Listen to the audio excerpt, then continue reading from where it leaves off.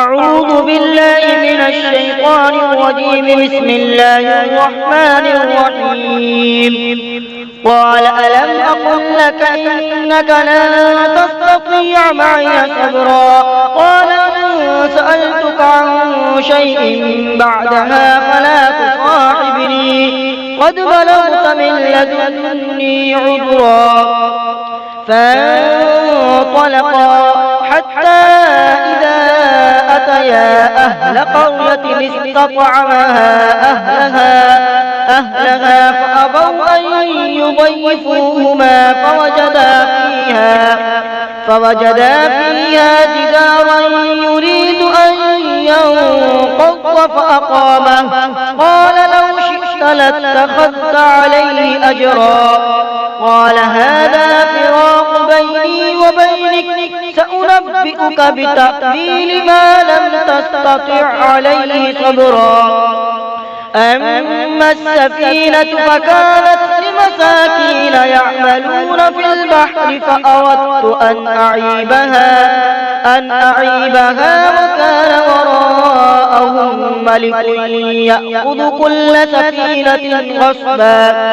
وأما الغلام فكان أبواه مؤمنين فخشينا أن يرهقهما طغيانا وكفرا فأردنا أن يبدلهما ربهما خيرا منه زكاة وأقرب رحما. وأما الجدار فكان لغلامين يتيمين في المدينة وكان تحته كنز لهما وكان أبوهما صالحا. فأراد ربك أن يبلغا أشدهما ويستخرجا كنزهما رحمة من ربك وما فعلته عن أمري ذلك تأويل ما لم تستطع عليه صبرا. ويسألونك عن ذي القرنين قل سأتلو عليكم منه ذكرا. إنا مكنا له في الأرض وآتيناه من كل شيء سببا فأتبع سببا حتى إذا بلغ مغرب الشمس وجدها تغرب في عين حمئة ووجد عندها قوما. قلنا يا ذا القرنين إما أن تعذب وإما أن تتخذ فيهم حسنا.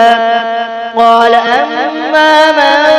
ظلم فسوف نعذبه ثم يرد إلى ربه فيعذبه عذابا نكرا. وأما من آمن وعمل صالحا فله جزاء الحسنى وسنقول له من أمرنا يسرا. ثم أتبع سببا حتى إذا بلغ مطلع الشمس وجدها تطلع على قوم لم نجعل لهم من دونها سترا. كذلك وقد أحطنا بما لديه خبرا. ثم أتبع سببا حتى إذا بلغ بين السدين وجد من دونهما قوما لا يكادون يفقهون قولا. قالوا يا ذا القرنين إن يأجوج ومأجوج مفسدون في الأرض فهل نجعل لك خرجا على أن تجعل بيننا وبينهم سدا. قال ما مكنني فيه ربي خير فأعينوني بقوة أجعل بينكم وبينهم ردما. آتوني زبر الحديد حتى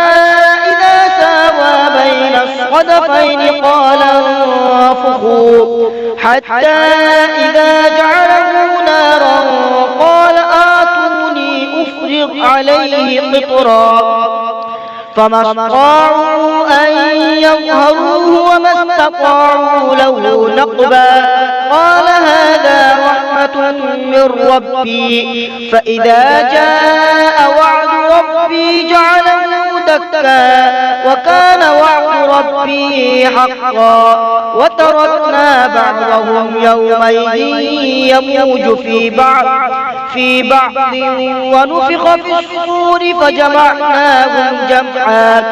وعرضنا جهنم يومئذ للكافرين عرضا الذين كانت أعينهم في غطاء عن ذكري وكانوا لا يستطيعون سمعا أفحسب الذين كفروا أن يتخذوا عبادي من دوني أولياء إنا أعتدنا جهنم للكافرين نزلا قل هل ننبئكم بالأخسرين أعمالا الذين ضل سعيهم في الحياة الدنيا وهم يحسبون أنهم يحسنون صنعا أولئك الذين كفروا بآيات ربهم ولقائه فحبطت أعمالهم فلا نقيم لهم يوم القيامة وزنا ذلك جزاؤهم جهنم بما كفروا واتخذوا آياتي ورسلي هزوا إن الذين آمنوا وعملوا الصالحات كانت لهم جنات الفردوس نزلا خالدين فيها لا يبغون عنها حولا قل لو كان البحر مدادا لكلمات ربي لنفد البحر قبل أن تنفد كلمات ربي ولو جئنا بمثله مددا قل إنما أنا بشر مثلكم يوحى إلي أنما إلهكم إله واحد فمن كان يرجو لقاء ربه فليعمل عملا صالحا ولا يشرك بعبادة ربه أحدا بسم الله الرحمن الرحيم كافها يا عين صاد ذكر رحمة ربك عبده زكريا إذ نادى ربه نداء خفيا قال رب إني وهن العظم مني واشتعل الرأس شيبا ولم أكن بدعائك رب شقيا وإني خفت الموالي من ورائي وكانت امرأتي عاقرا فهب لي من لدنك وليا يرثني ويرث من آل يعقوب واجعله رب رضيا يا زكريا إنا نبشرك بغلام اسمه يحيى لم نجعل له من قبل سميا قال رب أنى يكون لي غلام وكانت امرأتي عاقرا وقد بلغت من الكبر عتيا قال كذلك قال ربك هو عليك هين وقد خلقتك من قبل ولم تك شيئا قال رب اجعل لي آية قال آيتك ألا تكلم الناس 3 ليال سويا فخرج على قومه من المحراب فأوحى إليهم أن سبحوا بكرة وعشيا يا يحيى خذ الكتاب بقوة وآتيناه الحكم صبيا وحنانا من لدنا وزكاة وكان تقيا وبرا بوالديه ولم يكن جبارا عصيا وسلام عليه يوم ولد ويوم يموت ويوم يبعث حيا واذكر في الكتاب مريم إذ انتبذت من أهلها مكانا شرقيا فاتخذت من دونهم حجابا فأرسلنا إليها روحنا فتمثل لها بشرا سويا قالت إني أعوذ بالرحمن منك إن كنت تقيا قال إنما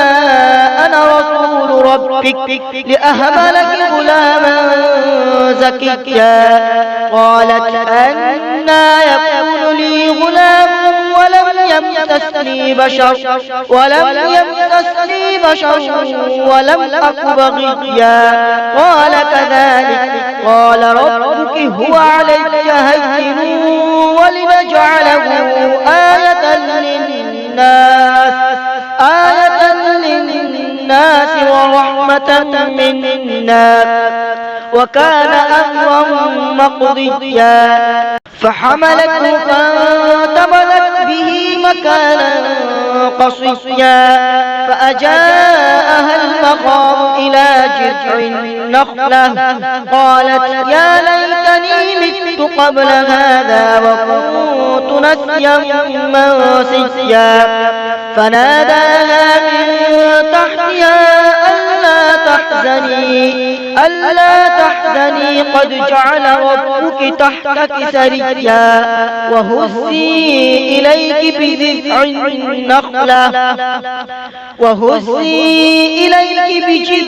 النخلة تساقط عليك رطبا جنيا فكلي واشربي وقري عينا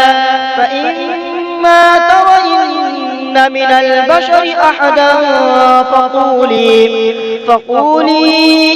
إني نذرت للرحمن صوما فلن أكلم اليوم إنسيا فأتت به قومها تحمله قالوا يا مريم لقد جئت شيئا فريا يا أخت هارون ما كان أبوك امرأ سوء وما كانت أمك بغيا فأشارت إليه قالوا كيف نكلم من كان في المهد صبيا قال إني عبد الله آتاني الكتاب وجعلني نبيا وجعلني مباركا أينما كنت وأوصاني بالصلاة والزكاة ما دمت حيا وبرا بوالدتي ولم يجعلني جبارا شقيا والسلام عليك يوم ولدت ويوم أموت ويوم أبعث حيا ذلك عيسى ابن مريم قول الحق الذي فيه يمترون ما كان لله أن يتخذ من ولد سبحانه إذا قضى أمرا فإنما يقول له كن فيكون وإن الله ربي وربكم فاعبدوه هذا صراط مستقيم فاختلف الأحزاب من بينهم فويل للذين كفروا من مشهد يوم عظيم أسمع بهم وأبصر يوم يأتوننا لكن الظالمون اليوم في ضلال مبين وأنذرهم يوم الحسرة إذ قضي الأمر وهم في غفلة وهم لا يؤمنون إنا نحن نرث الأرض ومن عليها وإلينا يرجعون صدق الله العظيم.